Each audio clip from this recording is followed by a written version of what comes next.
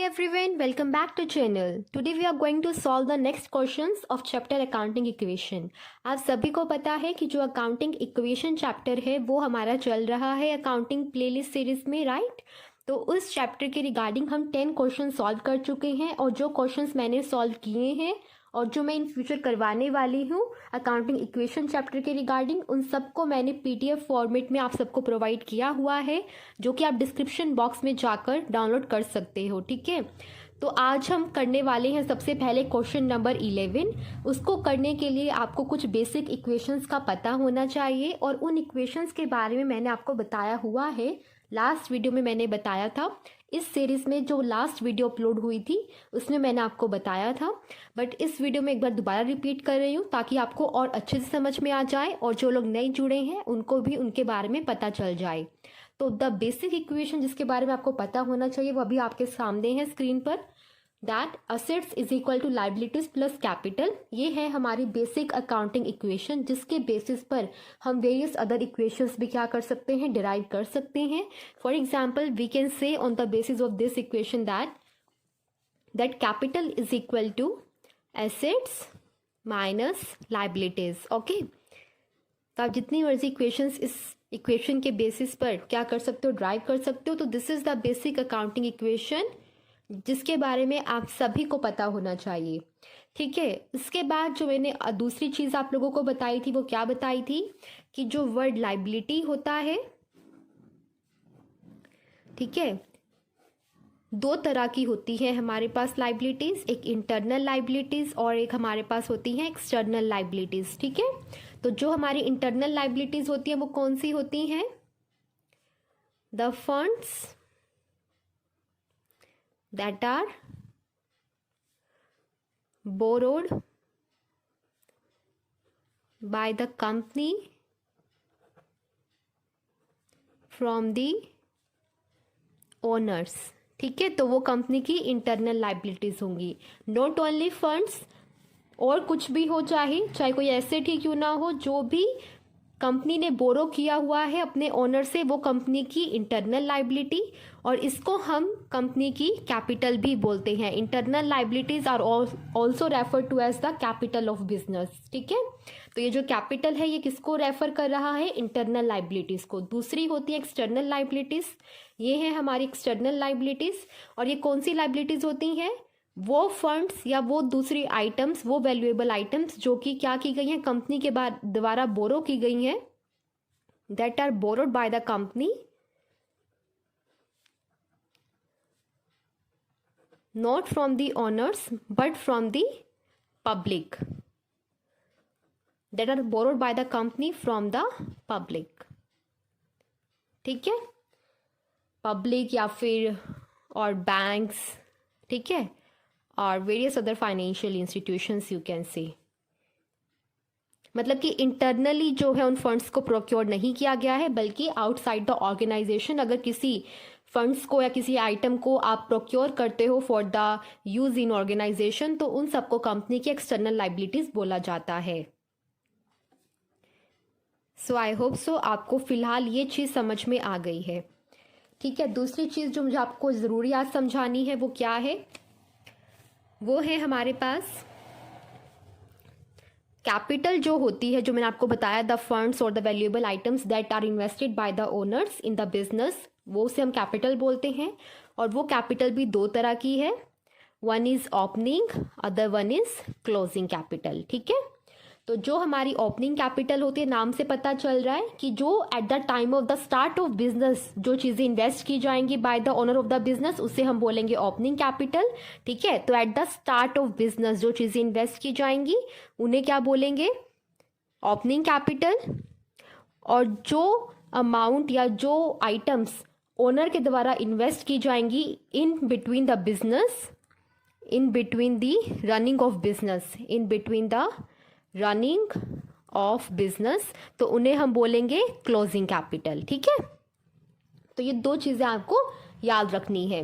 उसके बाद एक फॉर्मूला है जो आपको और अच्छे से याद करना है, that is the second equation जिसके बेसिस पर हम क्वेश्चन सॉल्व करेंगे। वो है closing capital is equal to opening capital. I hope so आपको दोनों टर्म्स अब क्लियर हैं क्या होती हैं। Opening capital plus additional capital. Additional capital क्या होता है? वो कैपिटल जो कि बिजनेस के चलते हुए in between the accounting year जो है इन्वेस्ट की जाएगी। ठीक है, जैसे सपोज कीजिए बिजनेस स्टार्ट हुआ 1 अप्रैल 2021 को, तो जो कैपिटल जो भी वैल्यूएबल आइटम इन्वेस्ट की जाएगी बाय द ओनर ऑन 1 अप्रैल 2021 वो हुई बिजनेस की ओपनिंग कैपिटल। ठीक है, और जो बिजनेस ने क्या किया, अब ये 1 अप्रैल को काउंटिंग ईयर स्टार्ट हुआ है, ख़त्म कब होगा? 31 मार्च 2022 को। तो इस पीरियड के ड्यूरिंग जो इन्वेस्ट किया जाएगा वो होगी कंपनी की एडिशनल कैपिटल। लेट्स से कि कब इन्वेस्ट किया गया कंपनी के द्वारा? 24 जून को। 24 जून 2021 को अगर कंपनी में कुछ इन्वेस्ट किया जाता है by the owner of the business, उसे हम क्या बोलेंगे? Additional capital. और जो कंपनी की कैपिटल बचेगी कंपनी के पास 31 मार्च 2022 को, ठीक है, जितना इन्वेस्ट किया ओनर ने शुरू में, जितना कि बीच में इन्वेस्ट किया, प्लस जितने प्रॉफिट्स हुए और माइनस जितनी ड्राइंग्स थी, इन सबको एडजस्ट करने के बाद जो कंपनी के पास at the end of year बचेगा वो से हम क्या बोलेंगे? कंपनी की क्लोजिंग कैपिटल। ठीक है, eight the end of accounting year closing capital, at the starting of year opening capital, in between the accounting year is additional capital. ठीक है, तो क्लोजिंग कैपिटल को निकालने का फॉर्मूला क्या है? Opening capital plus additional capital plus profits minus drawings. This is the very important formula जो कि आपको याद रखना है। अब इस फॉर्मूला के बेसिस पर हम क्वेश्चन सॉल्व करने वाले हैं। इस फॉर्मूला के बेसिस पर हमने क्वेश्चंस जो है प्रीवियस वीडियोस में सॉल्व किए थे। ठीक है, तो आज हमारे जो क्वेश्चंस होने वाले हैं वो इस इक्वेशन पर बेस्ड होने वाले हैं और इस इक्वेशन पर भी, दोनों इक्वेशंस के बेसिस पर आज हम क्वेश्चन सॉल्व करेंगे। So let's start the questions. सबसे पहला क्वेश्चन जो आज हम सॉल्व करने वाले हैं वो है क्वेश्चन नंबर 11। क्या कह रहे हैं? ए कमेंस्ड हिज क्लोथ बिजनेस। ए कोई पर्सन है जिसने अपना क्लोथ बिजनेस स्टार्ट किया है ऑन 1 अप्रैल 2011। 1 अप्रैल 2011 को एक पर्सन ने अपना क्या किया है? बिजनेस स्टार्ट किया है with the capital of ₹3 lakh.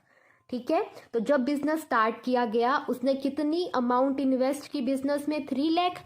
तो बिजनेस की जो कैपिटल हुई, स्पेशली द ओपनिंग कैपिटल, वो कितनी हुई?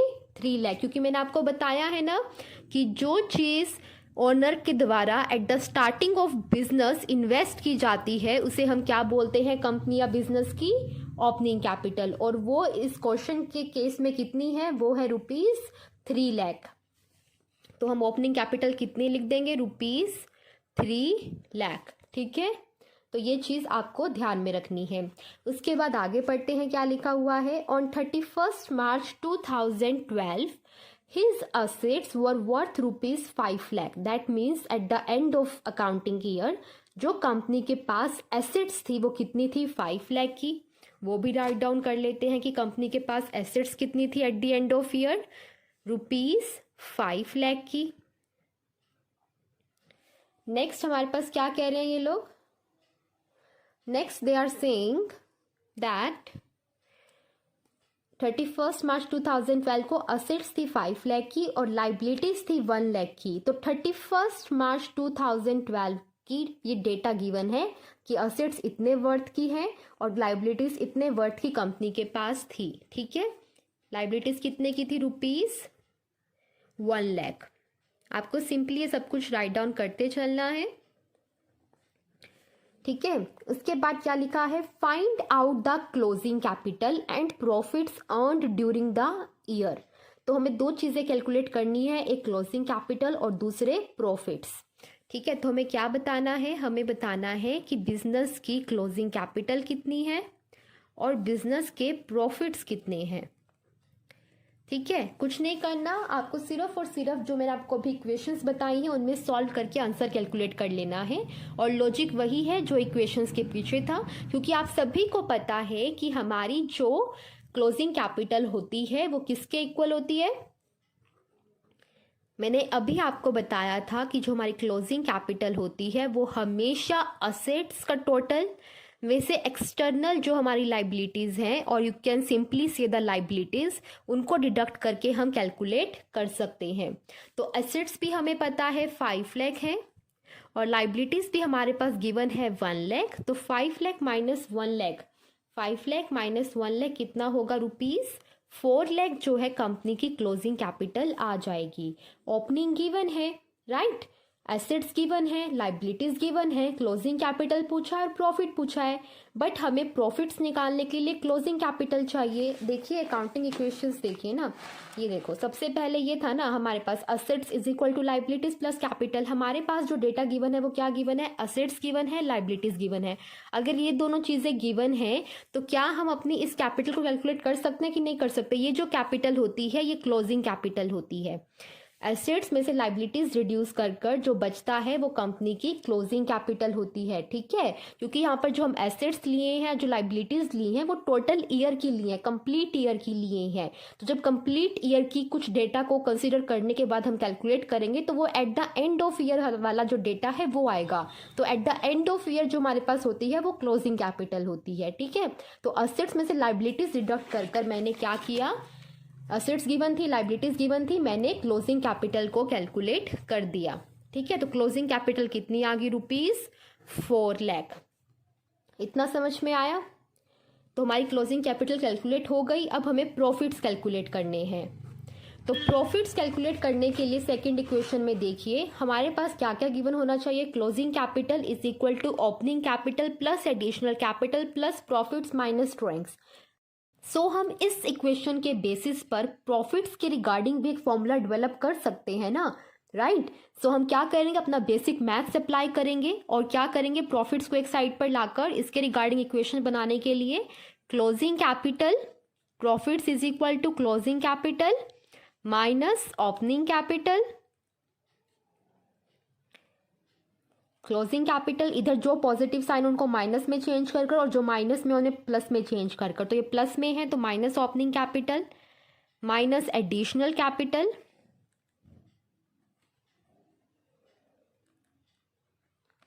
प्लस, क्योंकि ये माइनस में साइन है तो प्लस ड्रॉइंग्स। ये बन गई हमारी प्रॉफिट्स के रिगार्डिंग इक्वेशन की। प्रॉफिट्स कैलकुलेट करने हो तो हमें क्लोजिंग कैपिटल में से ओपनिंग कैपिटल माइनस करनी है, उसमें से एडिशनल कैपिटल माइनस करनी है और उसमें ड्राइंग्स ऐड करनी है।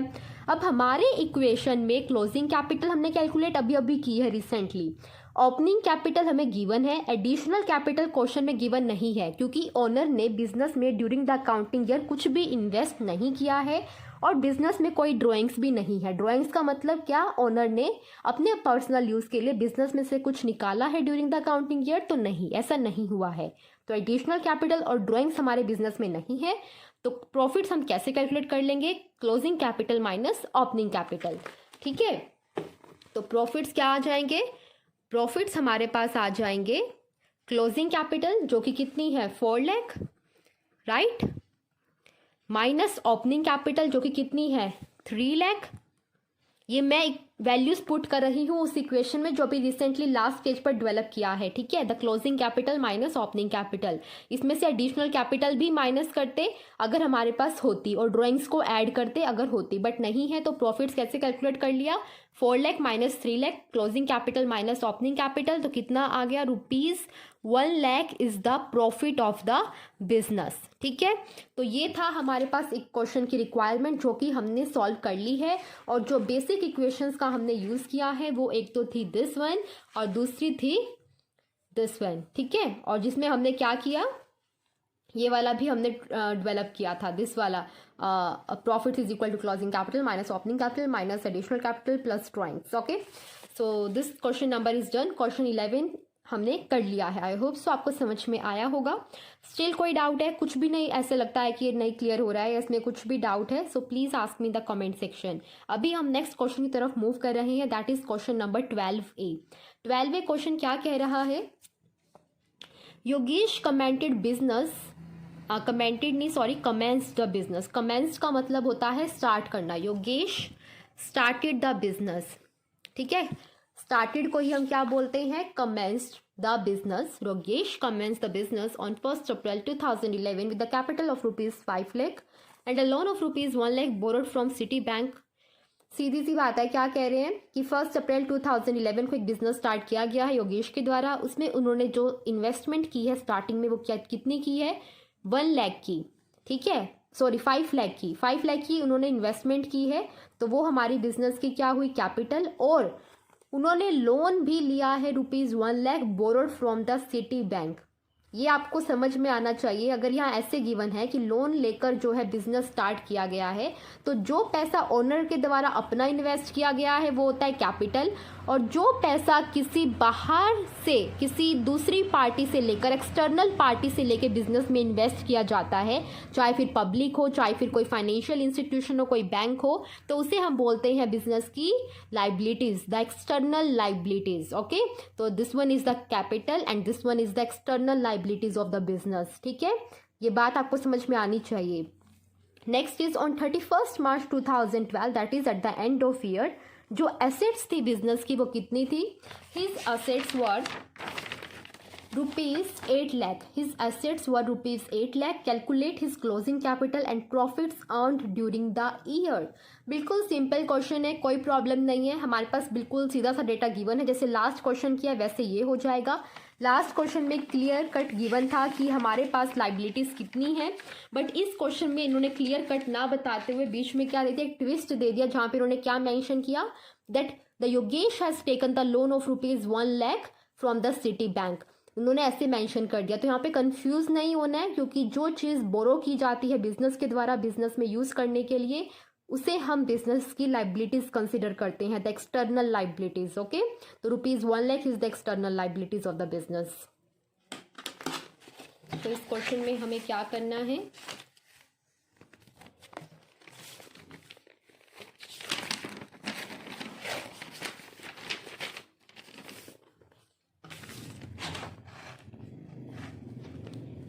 Question number 12A। ठीक है, 12 क्वेश्चन के 2 पार्ट्स हैं। सबसे पहले 12A पार्ट डिस्कस कर रहे हैं। तो इस क्वेश्चन में जैसे कि आप सबको दिख रहा है कि हमारे पास क्या क्या गिवन है, हमारे पास गिवन है opening capital, opening capital is equal to ₹5 lakh, this is given. Okay, next हमारे पास जो है लाइबिलिटीज गिवन है कि जो कंपनी ने क्या किया है, लोन लिया है फ्रॉम द बैंक, लाइबिलिटीज कितनी है, ₹1 lakh, ₹1 lakh। Then at the end of year जो एसेट्स का डाटा गिवन है कि एसेट्स कितनी है, ₹8 lakh, एसेट्स कितनी है, ₹8 lakh की जो है एसेट्स गिवन है। And we are asked to calculate the capital, हमें बोला गया है क्या कैलकुलेट करने के लिए, कि बताओ क्लोजिंग कैपिटल कितनी है, क्योंकि ओपनिंग तो गिवन है, क्लोजिंग कैपिटल कितनी है और प्रॉफिट्स कितने हैं बिजनेस के। तो हमें पता है क्लोजिंग कैपिटल का फॉर्मूला क्या होता है, हमें प्रॉफिट्स का भी पता है। ये हम कैसे कैलकुलेट कर सकते हैं, हमें पता है कि जो हमारी क्लोजिंग कैपिटल होती है वो किसके इक्वल होती है, assets minus liabilities. Last question में अभी डिस्कस किया था ना। ठीक है, तो सिंपली इसमें पुट कर देंगे, एसेट्स कितनी है, ₹8 lakh, उसमें से लाइबिलिटीज कितनी है, 1 lakh, तो 8 lakh minus 1 lakh is equal to ₹7 lakh। तो हमारे पास आ गई क्लोजिंग कैपिटल कितनी, ₹7 lakh। समझ में आ गया। नेक्स्ट हमें प्रॉफिट्स कैलकुलेट करने के लिए बोला है। प्रॉफिट्स का फॉर्मूला भी मैंने आपको बताया था, क्या बताया था, closing capital minus opening capital minus additional capital plus drawings. ठीक है, तो profits is equal to closing capital जो हमने अभी कैलकुलेट की है कितनी, ₹7 lakh, माइनस ओपनिंग कैपिटल जो हमें गिवन है ₹5 lakh। ठीक है, माइनस एडिशनल कैपिटल, क्या कोई एडिशनल कैपिटल है, बिजनेस के ओनर ने क्या बिजनेस में कुछ in between the business invest किया था, in between the running of business कुछ इन्वेस्ट किया था, नहीं किया। तो इसीलिए जो एडिशनल कैपिटल है वो कितनी हो जाएगी, एडिशनल कैपिटल इज 0। क्या कोई ड्रॉइंग्स है, ड्रॉइंग्स भी नहीं है, तो ड्रॉइंग्स भी 0। ठीक है, तो प्रॉफिट्स कितने आ गए, 7 lakh minus 5 lakh is equal to 2 lakh rupees क्या है कंपनी के प्रॉफिट्स। इतना सिंपल क्वेश्चन है, सिर्फ 2 इक्वेशंस को समझना है जिन्हें मैंने आपको पूरा इलस्ट्रेट करके समझा दिया कि इक्वेशंस किस तरह से डेवलप हुई हैं, और जिसको सीधा क्रैम करना है वो क्रैम भी कर सकते हैं जिन्हें समझ में नहीं आ रहा है। But I will suggest you कि क्वेश्चंस को जो है समझ कर करो, क्रैम बिल्कुल मत करना, क्योंकि क्रैम करोगे तो भूल जाओगे। ठीक है, समझ कर करो तो ईजी रहेगा। ठीक है, profits is equal to rupees 2 lakh and closing capital is equal to rupees 7 lakh. So question number 12A is also done.